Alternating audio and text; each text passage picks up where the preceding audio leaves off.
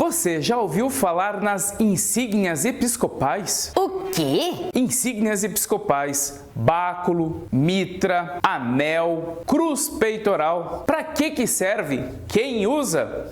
Quer saber um pouco mais? Então eu lhe convido, venha comigo por dentro da sacristia.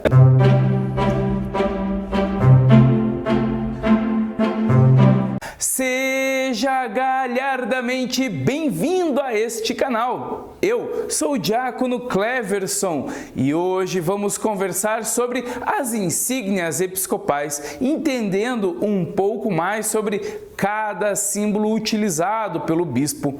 Mas antes quero lhe fazer um convite. Se você ainda não é inscrito neste canal, o que está esperando? Não perca a oportunidade, inscreva-se em nosso canal e venha fazer parte desta linda comunidade. Insígnia episcopal. Ou melhor, você provavelmente deve conhecer como báculo, mitra, anel, cruz. Mas por que o bispo utiliza estas coisas? Por que o bispo utiliza estes objetos? Vamos entender um pouco mais sobre cada objeto e no próximo vídeo estarei falando como utilizar, tirar, enfim. Por isso, o convite de você nos acompanhar, porque você vai aprendendo cada vez mais em cada vídeo que nós iremos postar. Então já acione também o sininho e você será informado. Dentro do rito de ordenação episcopal, o primeiro símbolo, primeiro sinal que o bispo recebe é o anel. O anel episcopal, ele representa exatamente aquilo que para um noivo e para uma noiva representa a aliança. Exatamente a aliança firmada entre o bispo e a igreja. Ele agora está casado com a igreja. Tanto que, como curiosidade, o bispo utiliza este anel todas as vezes em todas as celebrações. Porém, na Sexta-feira Santa, é pedido que o bispo não utilize o anel, pois ele está de luto, pois Cristo neste dia está morto. Nós celebramos a sua paixão e morte. Nesse sentido é que nós pedimos para que o bispo não utilize o anel em sua mão. É a recomendação que o cerimonial dos bispos vai nos dar. Ao receber o anel, inclusive, o ordenante, o bispo ordenante, ao colocar o anel no dedo do bispo que está sendo ordenado, vai dizer: recebe este anel, símbolo da fidelidade, guarda sem mancha a igreja, esposa de Deus. Que bonito, não é? É o gesto de fidelidade do bispo para com a igreja. A segunda insígnia que o bispo vai receber é a mitra.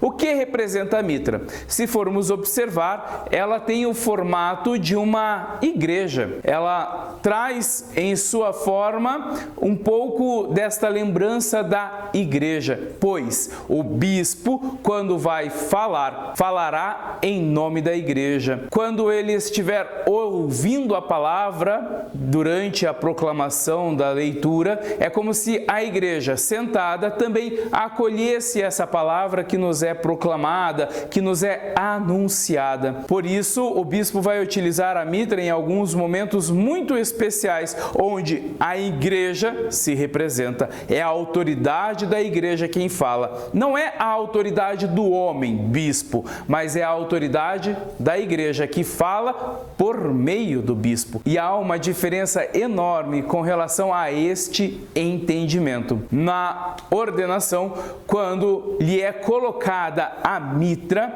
o bispo ordenante vai dizer o seguinte: recebe a mitra e brilhe em ti o esplendor da santidade, mereças receber a imerecível coroa da glória. Ao utilizar a mitra, não é o homem, como já disse, mas é Cristo, é a igreja que deve resplandecer por meio do ministério episcopal. A mitra deve ser utilizada constantemente pelo seu bispo em sua diocese, nas celebrações, para mostrar exatamente que a igreja se faz presente também na pessoa do bispo. O terceiro símbolo, o terceiro sinal utilizado pelo bispo e que ele recebe na sua ordenação episcopal é o báculo. O báculo tem o formato de um bastão, de um cajado, pois o bispo representa o pastor.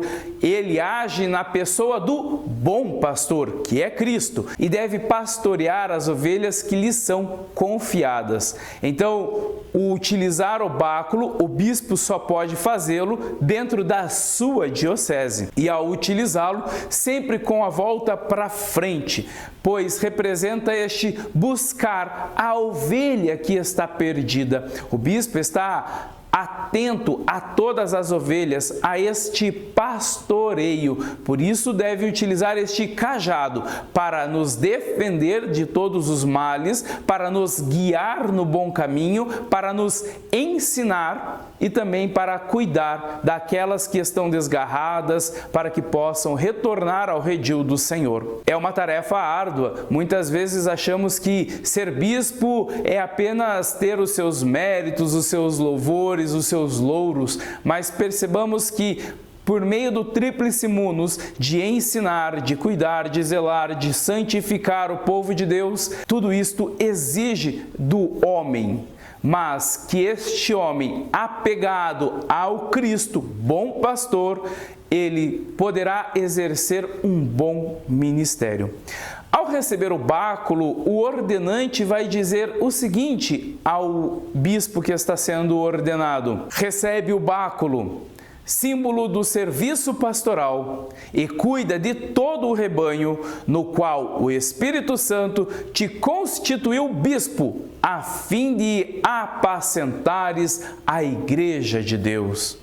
Que bonito esta oração, e que nós, que muitas vezes não temos a condição de participar de uma ordenação episcopal, pois elas são um pouco mais raras do que uma ordenação diaconal, do que uma ordenação sacerdotal. Mas se você tiver a oportunidade, perceba as orações que são realizadas em cada momento episcopal, em cada momento da ordenação episcopal.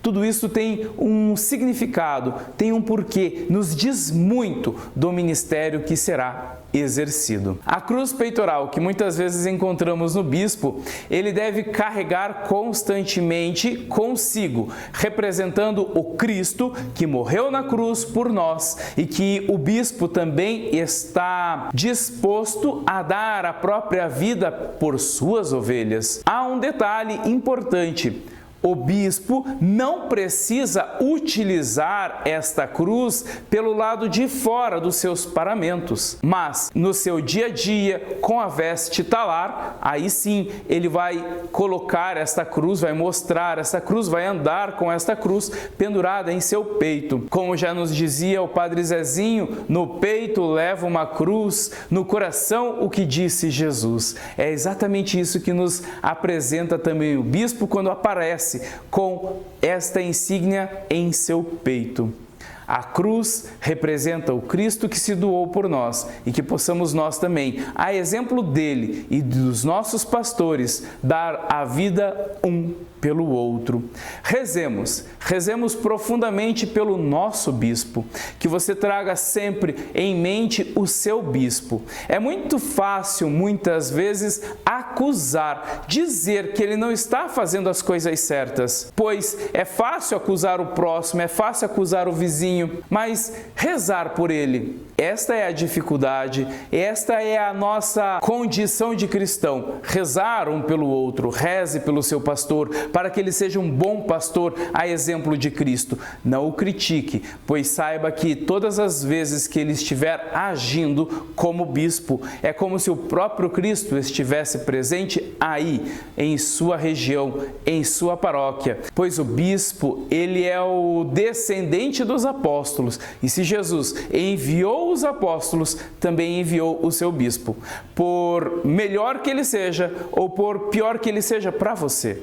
Mas lembre, nós também podemos não ser tão bons para os outros. Jesus, quando chamou os 12, tinha no seu grupo pessoas inexperientes, rudes, que andavam armadas, revolucionários, outros que pensavam em dinheiro, traidores, outros que estavam ali por amor ao próprio Cristo. A nossa igreja, ela é feita assim também, de todas as pessoas que trazem em si as suas qualidades, os seus defeitos, mas que as nossas qualidades possam transcender para que o Cristo possa aparecer em nossas atividades pastorais. Que o bom Deus possa nos abençoar por intercessão da bem-aventurada Virgem Maria. O Senhor esteja convosco, Ele está no meio de nós.